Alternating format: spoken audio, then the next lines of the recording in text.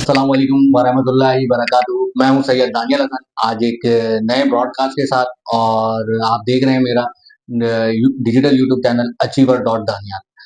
अच्छा, आज का जो ब्रॉडकास्ट करने का मकसद है, वो मकसद सिर्फ ये है कि आपको पता है कि आम तासुर जो है वो ये पाया जाता है कोर्ट्स और अदालत और कानूनी, उसमें बड़ी पेचीदगियाँ पाई जाती हैं। जो उसकी सबसे बड़ी वजह ये है कि एक आम कॉमन मैन को, ले मैन को ये बात ही नहीं पता कि हमारे कानूनी राइट्स क्या हैं।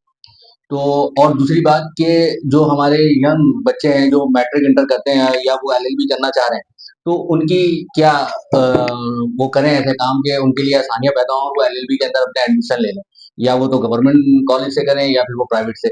इन सारी बातों पे बात करने के लिए आज मैंने जो है दावत दी है।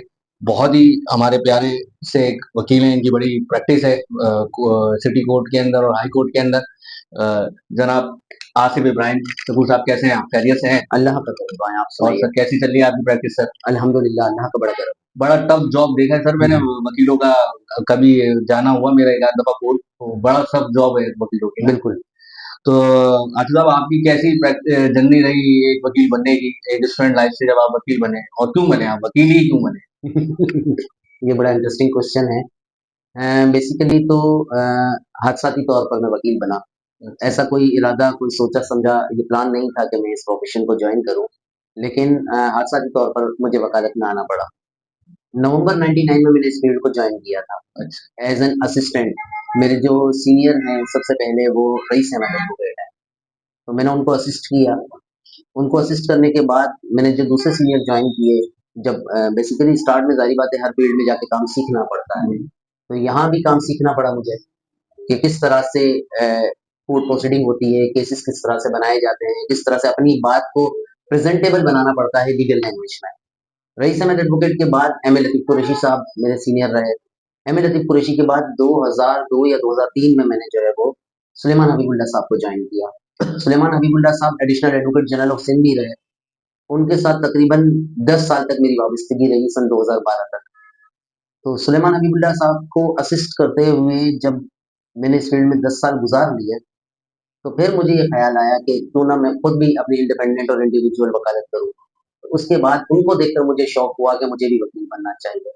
फिर मैंने 2012 के बाद मैंने वकालत के पेशे को जॉइन किया और फिर मैंने अपनी इंडिविजुअल वकालत शुरू की इंडिपेंडेंटली। मतलब आपकी कितने अरसे जो आप एज अ जूनियर, जिसे शायद कहते हैं ना जूनियर, जी, वो आप कितने अरसे रहे? एज़ एन असिस्टेंट मैंने वर्क किया 1999 से लेकर और 2012 तक। वाह! इतना लंबा अरसा जो है इसके अंदर, मतलब एज अ असिस्टेंट आपने, मतलब जी। ये मतलब आप ही ने किया है, ये नॉर्मली प्रैक्टिस है? नहीं, नॉर्मल प्रैक्टिस ऐसी नहीं है, लेकिन बेसिकली मसला ये होता है कि मेरा अपना ज़ाती ख़्याल है, maybe I am wrong, लेकिन मेरा अपना ख़्याल ये है कि जब तक आप किसी भी फ़ील्ड में जाने से पहले उसके बेसिक्स जो हैं, वो ना समझ लें अच्छी तरह से और लॉज़ की आपको अच्छी नॉलेज ना हो, तब तक आप आम आवाम तक उसे डिलीवर नहीं कर सकते। ये मेरी सोच है। तो मैंने जब तक ये सोचा, ये समझा, मुझे अपने ऊपर कॉन्फिडेंस हुआ कि हाँ, अब मैं आवाम को कुछ डिलीवर कर सकता हूँ, तो फिर मैंने इंडिपेंडेंटली ये फ़ील्ड चुना। अच्छा सर, एक और सवाल आपसे। बड़ा कॉमनली मैंने ये देखा है, ये वकीलों से लोग क्यों डरते हैं? और वकीलों से वो लोग डरते हैं जो आम लोग नहीं डरते। मिसाल के तौर पे मैंने देखा है पुलिस वाले बड़े डरते हैं वकीलों से ना। और इवन एक दफा का एक्सपीरियंस है, शायद मुझे गलत फील हुआ, जज भी डरता है वकीलों से। ऐसा क्यों है? देखिए, मैं इसको डर नहीं कहूँगा। मैं इसे ये कहूँगा कि आम आदमी या पुलिस, लॉ एनफोर्सिंग एजेंसीज कह लें, गवर्नमेंट कह लें, जजेस कह लें, वो ये जानते हैं कि ये शख्स हमारे सामने खड़ा है, वो लॉ को बहुत बेहतर तरीके से जानता है और एलोबरेट बहुत अच्छा कर सकता है। अच्छा अच्छा। और इन लोगों को लॉ की नॉलेज नहीं होती या कम होती है, तो वो little knowledge is a dangerous thing, तो वो इसलिए समझते हैं कि वुकला के साथ जो है जरा एहतियात से बरतनी चाहिए, क्योंकि वो लॉ को बहुत अच्छी तरह से जानता है। अच्छा, अच्छा, मैंने देखा, मैंने उस दिन एक था, तो मैंने देखा उन्होंने बड़े वकील साहब को बड़ा प्रोटोकॉल, कोई बात नहीं हुई। मैंने कहा वाह भाई, मतलब वकील बनना चाहिए था। अच्छा, आसिफ साहब, मेरा आपसे दूसरा सवाल ये है कि एक आम शहरी अगर किसी भी कानूनी मामलात में फँस जाए या किसी भी प्रॉब्लम में कानूनी उसमें फँस जाए, तो उसको बेसिक जो डॉक्यूमेंट्स या बेसिक नॉलेज उसको क्या कम से कम अपने पास रखनी चाहिए कि वो फौरी तौर पे वो काम करे? देखिए, सबसे पहले मैं आपसे ये कहूँगा कि अगर हम कोई चीज़ मार्केट में परचेज़ करने जाते हैं, तो हम 4 शॉप्स देखते हैं कि इसमें क्या क्वालिटीज़ हैं, क्या इसकी प्राइस है, किस तरह की चीज़ें आ रही हैं। इसी तरह अगर हम डॉक्टर की मिसाल ले लें, तो अगर किसी को कोई बीमारी लाहक होती है, तो हम 4 लोगों से मालूम करते हैं कि जी, बताएँ इस बीमारी का कोई अच्छा डॉक्टर है आपके पास, और फिर उस डॉक्टर के बारे में अगर कोई हमें मालूमात देता है, तो हम ये उनसे ये पूछते हैं कि क्या आपका ज़ाती तजुर्बा रहा है इनके बारे में?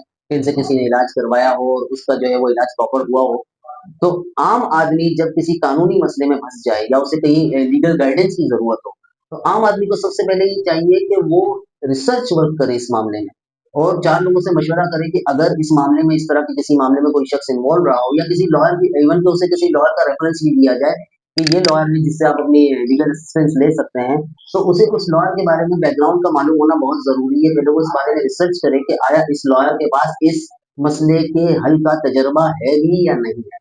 क्यों? कि इसकी वजह ये कि लीगल जो वर्क है इसमें भी बहुत सारी फील्ड्स हैं।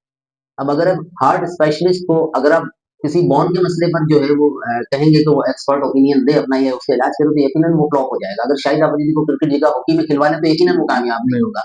तो उस शख्स को जिसको ये मसला दरपेश है, सबसे पहले उसे ये देखना है कि जिस लॉयर के पास वो जा रहा है, आया वो इस काम का एक्सपर्ट है या नहीं है। और अगर उसे ये मार्केट से नॉलेज मिल जाती है क्योंकि जैसे मैंने बताया कि मैं 99 से इस फील्ड में हूँ, तो यकीनन 2000 लोग मुझे भी जानते बिल्कुल होंगे। ऐसे ही। तो अगर कोई मुझसे लीगल हेल्प लेना चाहता है तो पहले वो उन लोगों से कंसल्ट करे कि इस लॉयर की रेपुटेशन मार्केट में क्या है, वो किस चीज़ का एक्सपर्ट है, किस तरह के केसेस वो टैकल करता है, तो उसके बाद वो उसकी एक्सपर्ट ओपिनियन दे ताकि उससे प्रॉपर गाइडेंस मिल सके।